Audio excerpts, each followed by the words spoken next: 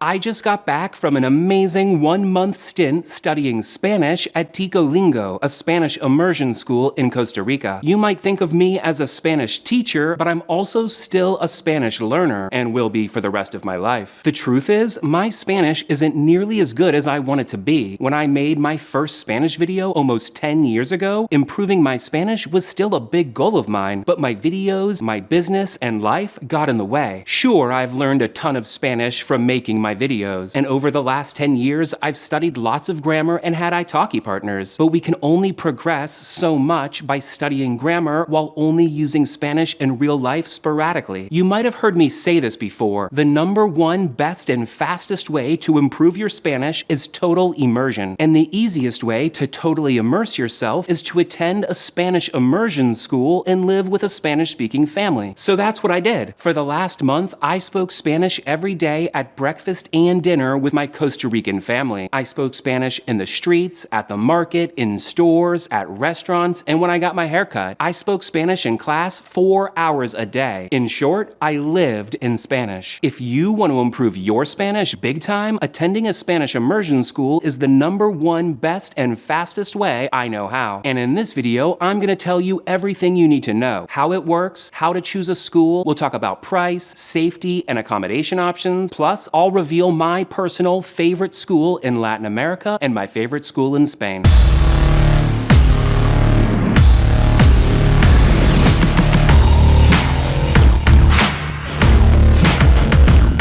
Hola, soy Jordan, and this is a Spanish Quickie. Fast, easy Spanish lessons from somebody who speaks your language. That's right, I got some new glasses. Thank you, thank you. And a new shirt, available now at gringogear.com. Gracias, gracias. Okay, right off the bat, you gotta know these Spanish immersion schools are everywhere. No matter where in the Spanish-speaking world you wanna go, it's highly likely there's a Spanish immersion school nearby. They're in every big city, most medium towns, and even some small villages all over Latin America and Spain. We'll talk about how to choose a school in a few minutes. Here's how it works. Every school is different, but most of them follow the same basic model. Once you apply or enroll, they'll give you a brief written and/or oral test to determine your Spanish level. Then they'll put you in a group with people of that same level. From there, you'll have class Monday through Friday, 4 hours per day. That's 20 hours per week. That might sound like a lot, and it can be intense, but most teachers are really good at keeping things interesting and entertaining, some more than others. The classes are a combination of grammar, conversation, and activities designed to stretch us, to get us speaking Spanish and using Spanish in different contexts. Classes usually run in the morning from 8 a.m. to 12 p.m. approximately, so you have your afternoons free, but sometimes classes run in the afternoon from 1 p.m. to 5 p.m. approximately, in which case you have your mornings free. The group or class size is usually between 2 people and 6 people. Almost everybody does the group lessons, but some people choose to do private lessons in addition to the group lessons. So instead of having your mornings or afternoons completely free, you'd have 2 hours of private one-on-one lessons before or after your group lessons. You can also just do private lessons if you want. I've personally always done group lessons. I've learned so much from my fellow students, from listening to them speak, including their errors, and from their questions. Plus, I feel like the conversation is easier to keep going and more interesting with more people in the room. The negative side of group lessons is the level of the other students can make or break how the class goes or flows. I've had some not fun days because there was too much of a level difference between students in the same class. I think next time I go to a Spanish immersion school, I'll try a mix of group and private lessons. Now, at most schools, you can start on any Monday, though some schools only let total beginners start on specific Mondays, like the first Monday or every other Monday. And you can attend for just 1 week or stay for a zillion weeks. It's up to you. Personally, I think 1 week is too short. If it's all you can do